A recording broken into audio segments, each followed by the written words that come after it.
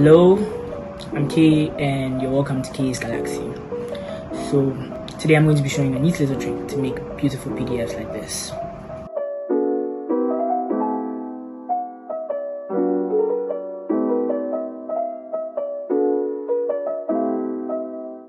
I work in the field of engineering, and because of that I've had to make a lot of applications and do a lot of presentations that require making PDFs.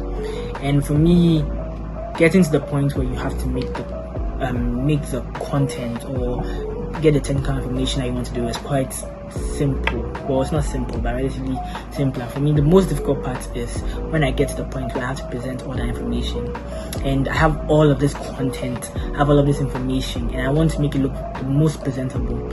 And if you're like me, you wouldn't really like taking your time to now do everything, especially when there's a deadline, right? So I found a way, right, to stop making my PDFs look bland when I have like all this information, and to use AI and HTML to make these beautiful PDFs, right? So stop making your PDFs like this, boring, lots of whites, no colorful designs, poorly shown architecture diagrams, especially when you are against time.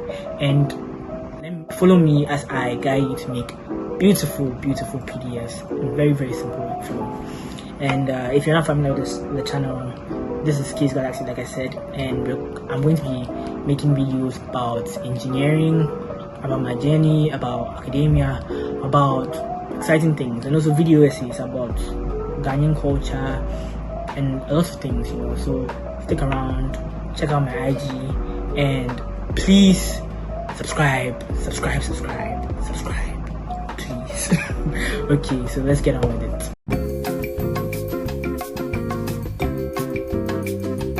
Okay, so for this presentation, I'm going to be using ChatGPT for content generation and Kimi for the HTML design, right? I find Kimi to be the best AI at HTML and front-end design. You could also say Gemini is good, but my issue is usually Gemini doesn't format the page breaks the way I want it. Okay, so I'm going to first generate some content, probably my plan to take over the world and to dominate using ChatGPT, right? So yeah, I go to ChatGPT, I open the chat, right, and I type a prompt. So ChatGPT define or give me guidance or generate content for me on how I would dominate the world, and I want to present this to the villains, the council of villains. So give me the content.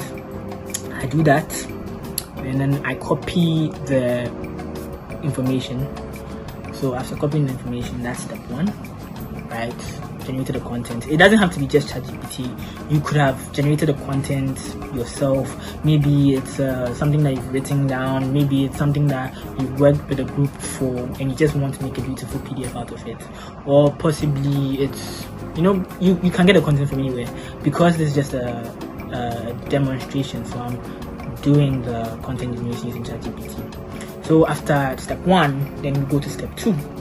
Step two, you open up Kimi, and you open up a new chat. You might have to sign in if you've used Kimi before, right? Then you go to Kimi and you paste the chat, what you've copied or whatever content you have in Kimi.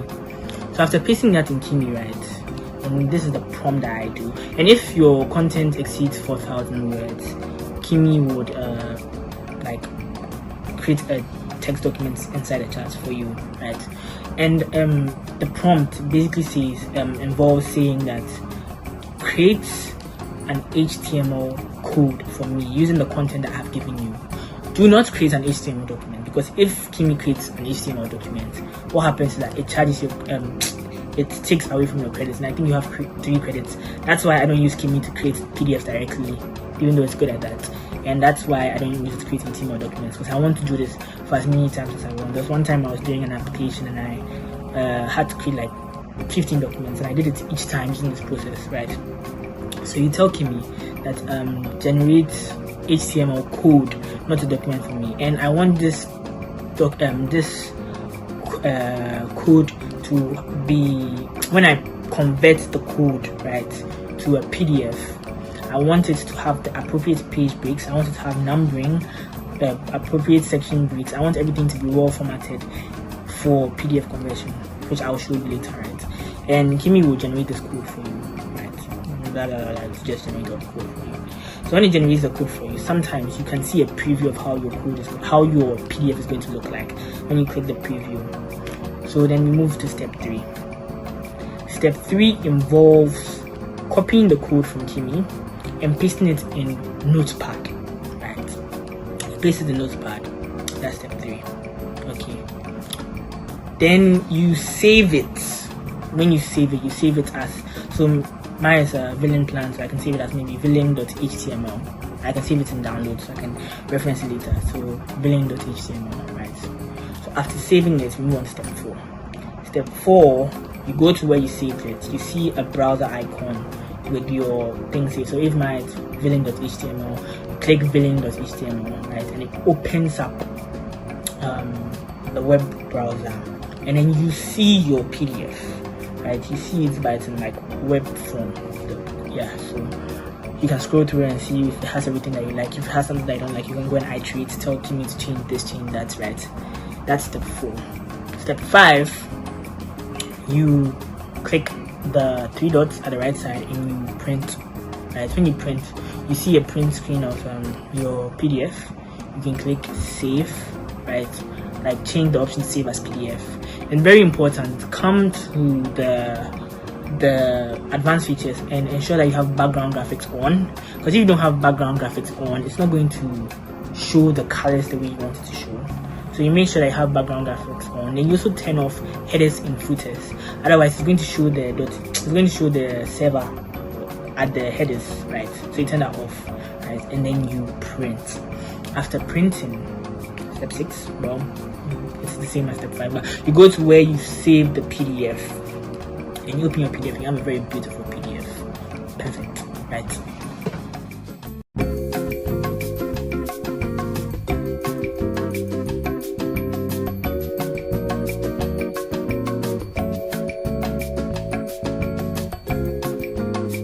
So yeah, this workflow I've shown you saves a lot of time that you would have spent trying to make the perfect PDF, trying to show the best architecture, like the best architecture diagram. Yeah, because I've personally used this workflow to make a 90-page white paper for a cryptocurrency project, right? It helps you to focus on the generation of the content, helps you to focus on making the best quality decisions, making the best piecing the best information together, and it allows you to then make presentations that catch eyes. And this workflow is not, you don't need it for just PDFs. You can use it for slides, anything. You have maybe your school students and you have a presentation, or you're someone that's going to give a meeting. You can use it for slides, you can use it for PDFs, you can use it for Word documents. Yeah, AI, HTML, save time, make your process better, save time for ideation. And yeah, stop giving documents to people that make them cringe, that make them, unsatisfied, because presentation matters, right? You don't want a situation where you pick up someone picks up a document and is so surprised by what you've given them. Yeah. So stick around with me as I journey through this creation phase, and help support the Galaxy, subscribe, and I'll bring more value, engineering, blockchain, creation, bring more value, exploring Ghanaian culture, exploring ideas about Ghana, and we can form a very nice galaxy and hopefully become a regular one day. Yeah, so stick around, subscribe, check out my pages, and yeah, more life.